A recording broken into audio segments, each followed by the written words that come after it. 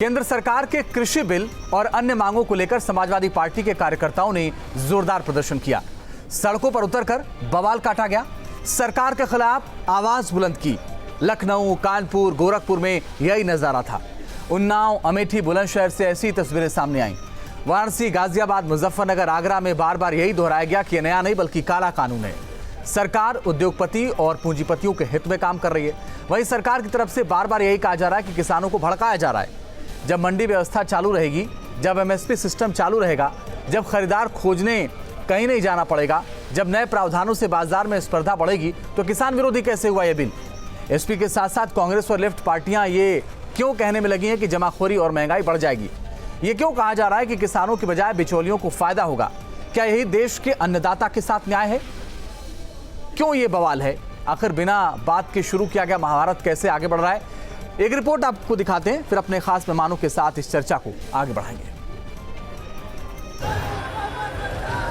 किसान बिल को लेकर समाजवादी पार्टी का प्रदेशव्यापी प्रदर्शन जारी है। प्रदेश भर में जगह जगह एसपी कार्यकर्ता सड़कों पर उतरकर हंगामा काट रहे हैं। कुछ लोगों को अपने हाथ से नियंत्रण जाता हुआ दिखाई दे रहा है, इसलिए अब ये लोग एमएसपी पर किसानों को गुमराह करने में जुटे हैं। समाजवादी पार्टी के कार्यकर्ता सड़कों पर उतरकर केंद्र और राज्य सरकार के खिलाफ अपनी आवाज बुलंद कर रहे हैं। ये वही लोग हैं जो बरसों तक एमएसपी पर स्वामीनाथन कमेटी की सिफारिशों को अपने पैरों के नीचे दबाकर बैठे रहे। लखनऊ, कानपुर, गोरखपुर, उन्नाव, अमेठी, बुलंदशहर, वाराणसी, गाजियाबाद, मुजफ्फरनगर, आगरा में कृषि बिल के विरोध में एसपी ने जोरदार प्रदर्शन किया। मैं देश के प्रत्येक किसान को इस बात का भरोसा देता हूं कि एमएसपी की व्यवस्था जैसे पहले चलती आ रही थी वैसे ही चलती रहने वाली है। कृषि विधेयक बिल के विरोध में किसान अब सड़कों पर उतर आए हैं। मुजफ्फरनगर में किसानों की लड़ाई लड़ने वाली भारतीय किसान यूनियन के कार्यकर्ताओं ने सैकड़ों किसानों के साथ कलेक्ट्रेट में धरना प्रदर्शन किया। 25 सितंबर को किसान कर्फ्यू की घोषणा करते हुए पूरे देश में चक्का जाम करने का ऐलान कर दिया। बिल जो पास हुआ है उसके विरोध में है और 25 तारीख को किसान कर्फ्यू है। पूरे देश में ये लागू रहेगा और जितने भी देश में संगठन हैं, बहुत संगठन इसका समर्थन कर रहे हैं। लखनऊ कलेक्ट्रेट पर नए बिल का प्रोटेस्ट कर रहे किसानों का कहना है कि समझ नहीं पा रहे हैं कि सरकार किसानों के हित में काम कर रही है या उद्योगपति और पूंजीपतियों के हित में। जो बिल है वो किसान विरोधी और इसी बिल का ये तमाम लोग विरोध कर रहे हैं। फिलहाल पुलिस ने इन्हें हिरासत में ले लिया है और सबको पुलिस लाइन ले जाया जा रहा है। कांग्रेस और समाजवादी पार्टी इस बिल के विरोध में है। उनका कहना है कि ये काला कानून है और सरकार को इसे वापस लेना पड़ेगा। से झूठी, बेशरम और मक्कार सरकार नहीं हो सकती। जो काम अंग्रेजों ने नहीं किया वो काम ये सरकार कर रही है। भाई किसानों के 245 संगठन हैं, वो विरोध कर रहे हैं, आप उनसे बात नहीं कर रहे। किसानों के लिए काला कानून लेकर के आई है, उसके खिलाफ समाजवादी पार्टी ने एसडीएम के माध्यम से, डीएम के माध्यम से महामहिम को ज्ञापन सौंपा है। वहीं बीजेपी का दावा है कि विपक्ष किसानों को भड़काने का काम कर रहा है। किसान के बहुत सारे संगठन हैं जो सरकार के साथ हैं। हमने किसानों को बेहतर भविष्य के लिए ये शुरुआत की है, इससे किसान मजबूत होगा। दरअसल समाजवादी पार्टी या दूसरे विपक्षी दल किसानों की माली हालत पर चिंता एकदम नहीं व्यक्त करना चाहते। विपक्षी दल केवल किसानों को गुमराह करने का काम कर रहे हैं, जिसमें वो सफल नहीं हो पाएंगे। विपक्ष की आपत्ति है कि नए बिल से मंडी व्यवस्था खत्म हो जाएगी। एमएसपी खत्म करने की ये साजिश है। इससे बाहरी कंपनियों की मनमानी भी बढ़ेगी, जबकि सरकार का दावा है कि मंडी व्यवस्था और एमएसपी सिस्टम पहले की तरह चालू रहेगा। बिचौलियों पर भी अंकुश लगेगा। गोरखपुर से दीपक श्रीवास्तव, वाराणसी से सुशांत मुखर्जी, गाजियाबाद से हिमांशु शर्मा, कानपुर से अमित सिंह के साथ लखनऊ से अनिल यादव और निखिल शर्मा की रिपोर्ट।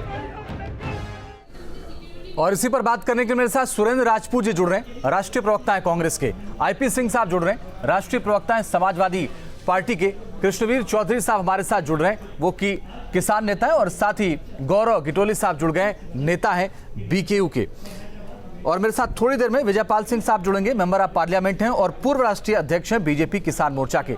सुरेंद्र राजपूत जी, आज प्रधानमंत्री खुद आए, उन्होंने कहा कि किसानों के लिए इतनी अच्छी स्कीम लेकर के आए, इतना अच्छा कानून लेके आए और आप विरोध कर रहे हैं। अंजित भाई, प्रधानमंत्री जी पर हम भरोसा करें या प्रधानमंत्री जी और भारतीय जनता पार्टी के क्रियाकलापों पर? इतनी काली, इतनी बेगैरत, इतनी बेशरम सरकार अगर आपने देखी हो तो बता दीजिए। हमारी बात छोड़ दीजिए, हम विरोधी हैं, मान लीजिए कांग्रेस है और अन्य विपक्षी दल विरोधी हैं, लेकिन इनके अपने साथ का सबसे पुराना दल अकाली दल के मंत्री इसी बिल के विरोध में इस्तीफा दे रहे हैं। आरएसएस का सबसे पुराना संगठन किसान का जो संगठन है भारतीय किसान संघ, वो इसके विरोध में है। पूरे देश के 245 किसानों के संगठन इसके विरोध में है। आखिर ये एक छोटी सी बात बता दीजिए, जब इतना पूरा देश का देश किसान के किसान इसके विरोध में है, 2 किसान आत्महत्या कर चुके हैं, तो जब ये सारी चीजें हो चुकी हैं तो इसके बाद भी इस सरकार को इतनी जल्दी क्या है इस कानून को लाने की, जब इनके साथी ही समर्थन में नहीं है? और आपने कभी देखा हो इतना महत्वपूर्ण बिल कभी ध्वनि मत से पारित हुआ हो? यह संसदीय लोकतंत्र का काला दिन है, काला अध्याय है और बेशर्मी की पराकाष्ठा है। आप ध्वनि मत की जगह पे मत विभाजन जो संसदीय प्रणाली का हिस्सा है वो कर देते तो भारतीय जनता पार्टी के भी किसानों के समर्थक एमपी जो हैं वो इसके विरोध में आ जाते। सरकार डर गई, बीजेडी तो विरोध में, टीआरएस तो विरोध में, अकाली दल तो विरोध में, छोड़ दीजिए कांग्रेस, सपा, बसपा और बाकी सारी पार्टियों को जो विरोध में पहले से हैं। लेकिन जो नई पार्टियां उनकी तो आप सुन लीजिए, किसानों की तो सुन लीजिए। आखिर ऐसी कौन सी जल्दी है कि बिजनेस एडवाइजरी कमेटी जिसने कहा था कि 1 बजे तक संसद चलेगी, उसको बगैर बताए संसद को बढ़ा देते हैं? आखिर ऐसी कौन सी मजबूरी है कि सारे भारतीय जनता पार्टी के सांसद, उपसभापति जो कि आगे आने वाले समय में लोकतंत्र के इतिहास में कलंक के रूप में जाने जाएंगे, ऐसी कौन सी जिम्मेवारी थी कि बिना किसी बात के 1 बजे से उन्होंने लोकसभा बढ़ा दी, राज्यसभा बढ़ा दी? तो ये सारी चीजें भारतीय जनता पार्टी को बतानी पड़ेंगी। हमें ना बताएं, किसानों को बता दें, अकाली दल वालों को बता दें, भारतीय किसान संघ जो आरएसएस है उनको बता दें, किसी को तो बताएं। तो प्रधानमंत्री जी असत्य बोल रहे हैं, प्रधानमंत्री जी पर किसानों का भरोसा नहीं है। ठीक है, गौरव गिटोली जी, मैं आईपी सिंह साहब आपके पास आ रहा हूं। गौरव गिटोली मेरे साथ हैं, नेता हैं बीकेयू के। विरोध क्यों कर रहे हैं गौरव गिटोली जी? प्रधानमंत्री तो कह रहे हैं सब अच्छा है, उनके तमाम मंत्री भी मैदान में उतर गए, उन्होंने कहा नहीं बहुत अच्छा है और किसानों को बस समझने की जरूरत है।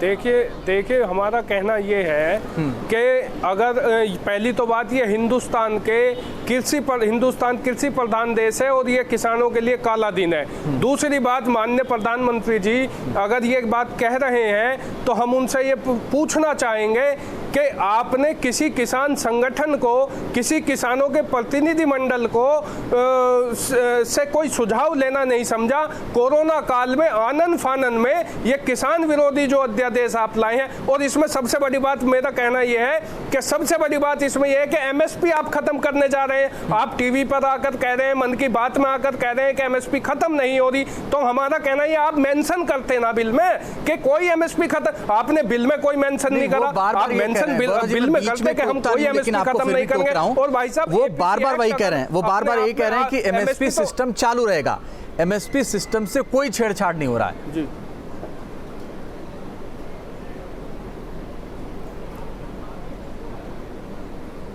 हमारा भी कहना यही है कि अगर आप छेड़छाड़ नहीं करना चाह रहे तो उसमें मेंशन करते ना भाई साहब। एपीसी एक्ट अपने आप में, अगर एपीसी एक्ट खत्म हो गए तो अपने आप में एमएसपी खत्म हो जाएगा। ओके, इसके अलावा आपको और क्या नुकसान नजर आता है गौरव जी?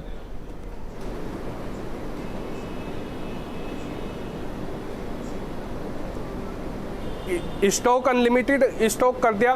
कॉन्ट्रैक्ट फार्मिंग आप कह रहे हैं कि जो है एसडीएम और उसके बाद डीएम के यहाँ आपकी अपील होगी। न्यायालयों से जो है अधिकार खत्म कर दिया। किसान जो है कंपनी और किसान के बीच का विवाद किसान न्यायालय नहीं जा सकता। आपको भली भांति सब जानते हैं इस देश में कि अधिकारियों की क्या कार्य प्रणाली है। कोई एसडीएम मुझे नहीं लगता कि इसमें किसानों को न्याय मिल पाएगा। कॉन्ट्रैक्ट फार्मिंग हमारा विरोध है, हमारा स्टॉक अनलिमिटेड हमारा विरोध है, एमएसपी का मेंशन ना करना हमारा विरोध है। ये तमाम बातें हम इसके विरोध में हैं और ये वास्तव में किसानों के लिए काला कानून है। ठीक है, आईपीएन सिंह साहब, आप भी ये मानते हैं किसानों के लिए काला कानून है, जबकि सरकार कह रही है कि सब कुछ बहुत बदलने वाला है, किसानों के हित के लिए हो रहा है?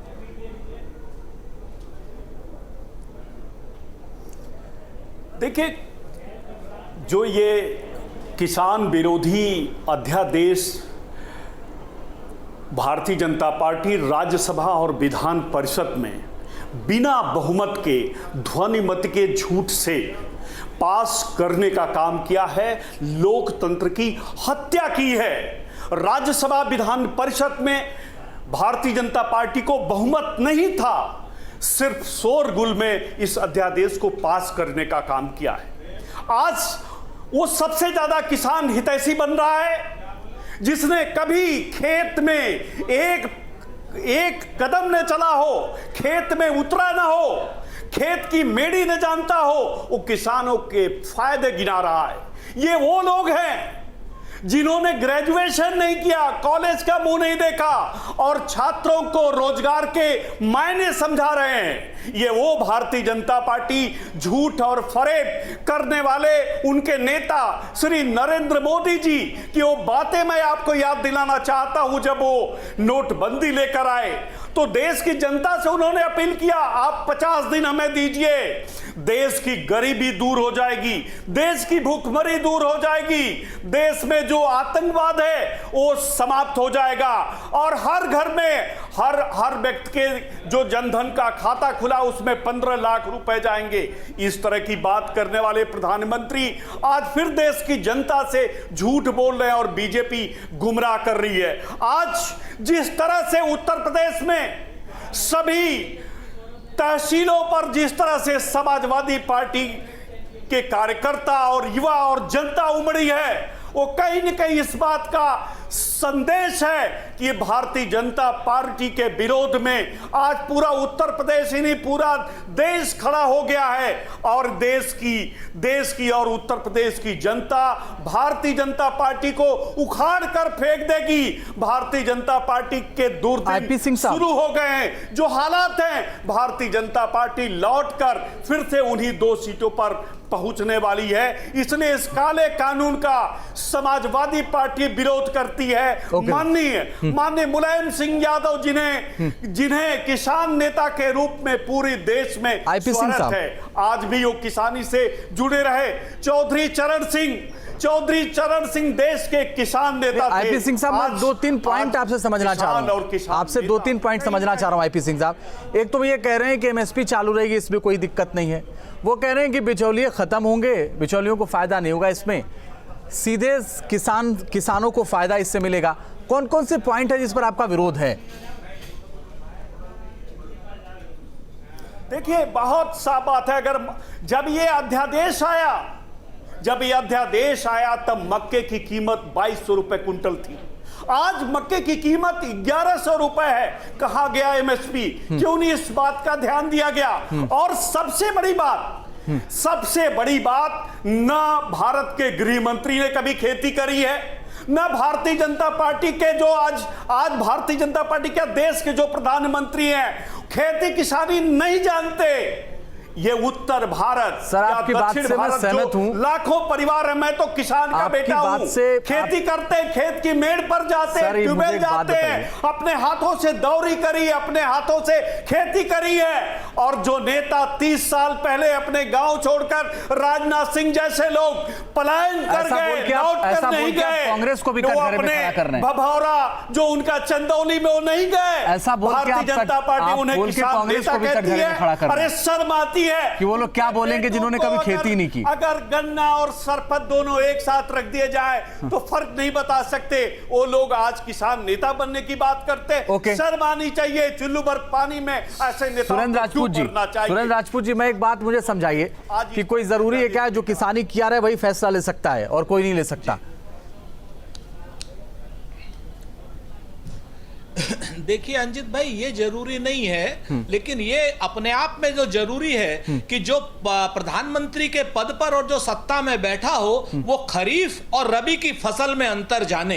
आज प्रधानमंत्री जी ने एक ट्वीट किया है, पीएमओ ने एक ट्वीट किया है जिसमें उन्होंने रबी की फसल धान को भी बता दिया, गेहूं को भी बता दिया, तलहन को भी बता दिया और दलहन को भी बता दिया। अब ऐसे लोग अगर इतने उच्च पदों पर बैठेंगे तो निश्चित तौर पर यह प्रश्न उठेंगे, भाई खरीफ की फसल है धान, रबी की फसल है गेहूं। जिस शख्स को यह नहीं पता या जिस शख्स के पूरे सिस्टम को यह नहीं पता, कृषि मंत्री से पूछ लेते, किसी किसान नेता से पूछ लेते। लेकिन प्रधानमंत्री कार्यालय का ट्वीट है, मैं नहीं कह रहा हूं, पीएमओ ऑफिस का है, आप चाहें तो मैं दिखा देता हूं, जिसमें यह लिखा हुआ है कि रबी की फसल गेहूं, धान, तलहन, दलहन। अब अजीब किस्म के लोग हैं, तो इसलिए एक्सपीरियंस की अगर बातें आती हैं तो निश्चित तौर पर अगर आपने स्वयं नहीं किया है तो आप अपने साथ ऐसे लोगों को रखिए जो कम से कम ये सब जानते हो। एक बात। दूसरी बात जो आपने पूछा कि किन किन प्रावधानों पर आपत्ति है, तो मैं बता देता हूं आपको। 30 लाख करोड़ का साल भर में कहीं ना कहीं अनाज हमारा किसान बेचता है और जिसमें लगभग 4-5 लाख करोड़ का ही या 2 से 4 लाख करोड़ का खरीदते हैं ये अपना एमएसपी वाले और किसानों की आड़त की मंडियां। बाकी जो फसल है वो प्राइवेट प्लेयर खरीदते हैं। हम तो एक ही बात कह रहे हैं, हम कांग्रेस हट जाएगी इस आंदोलन से, किसान भी मान जाएंगे। आप सिर्फ इतना लिख दीजिए इस बिल में कि एमएसपी के नीचे मंडी के बाहर भी कोई भी प्राइवेट व्यापारी या कॉरपोरेट व्यापारी एमएसपी के नीचे फसल का मूल्य नहीं खरीदेगा और जो खरीदेगा उसको जेल भेजा जाएगा। आप सिर्फ इतना लिखवा दीजिए, ये आंदोलन खत्म हो जाएगा। लेकिन बात और सुरेंद्र राजपूत जी, कुछ लोग सोशल मीडिया पे पूछ रहे हैं, कुछ लोग सोशल मीडिया पूछ रहे हैं कि 2019 के आपके घोषणा पत्र में ये वादा किया गया था, तो फिर विरोध क्यों बीजेपी के बिल लाने पर? हाँ, असल बात ऐसा होता है ना, ये भारतीय जनता पार्टी की जो आईटी सेल है ना अंजीत भाई, ये सच को झूठ और झूठ को सच करने में माहिर है। ये इतने गंदे लोग हैं कि इतना निर्लज्ज झूठ बोलते हैं कि मैं क्या बताऊं। आप एक काम करिए, मैं आपको वो घोषणा पत्र भेज देता हूं और उस घोषणा पत्र में हमने मंडियों के बढ़ाने की बात की, हमने उस घोषणा पत्र में कोल्ड चेन को और किसानों की चेन को बड़ी करने की बात की, एपीएमसी एक्ट में सुधार की बात की, एपीएमसी एक्ट में सुधार की बात की, न कि हमने एमएसपी को खत्म करने की बात की। सच बात यह है कि हम भी यही चाहते हैं कि आज मंडी में जो जिस तरीके से एमएसपी चालू रहे, एमएसपी आप लिख दीजिए ना किसान बिल में, हम हट जाते हैं। कौन सी दिक्कत है? किसान संगठनों से आप बात कर लीजिए, दिक्कत क्या है? हमने ऐसा बिल्कुल कुछ नहीं किया, मैं आपको बता दूं। लेकिन ये लोग चूंकि झूठे हैं, प्रधानमंत्री तक ने ट्वीट किया, उसके बाद उनको हटाना पड़ा, क्योंकि उन्होंने जब पढ़ा ठीक तरीके से, उनको पढ़ना आता नहीं आता हमें नहीं मालूम, लेकिन इंटायर पॉलिटिकल साइंस के स्टूडेंट है प्रधानमंत्री जी। लेकिन हम इतना जरूर जानते हैं कि उनके और लोगों ने पढ़ा, तब जाकर के वो बैकफुट पे आए। सच बात यह है कि झूठे लोगों से आपको आज जो पाला पड़ा हुआ है, हिंदुस्तान में विश्वास का एक बड़ा संकट खड़ा हो गया है। किसान भी विश्वास नहीं कर रहा है, बेरोजगार भी विश्वास नहीं कर रहा है। आप लिख के दे दीजिए किसान एक्ट में कि एमएसपी प्राइवेट प्लेयर्स के लिए भी लागू होगी, ये आंदोलन खत्म हो जाएगा। Okay sir, okay. Gaurav ji बोलिए, बोलना चाह रहे थे आप।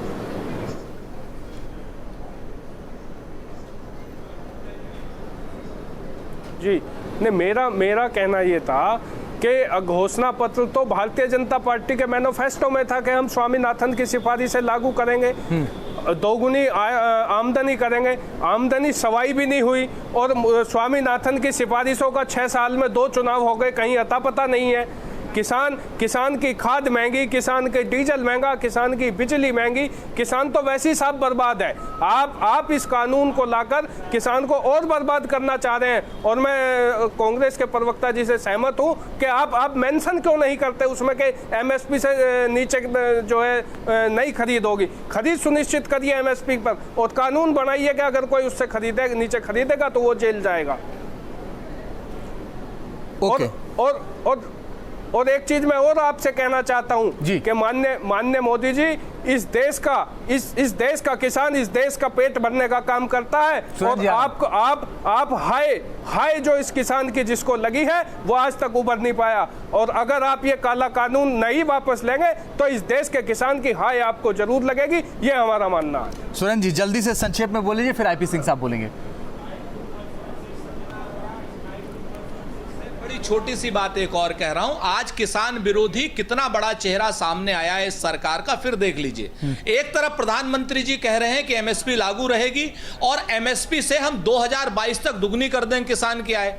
दूसरी तरफ आज इन्होंने मिनिमम समर्थन प्राइस को जो है वो घोषित किया है, 50 रुपए बढ़ा दिया गेहूं का, वो बढ़ गई। आप इन्फ्लेशन 6% बढ़ा हुआ है और आप बढ़ा रहे हो 2.5%।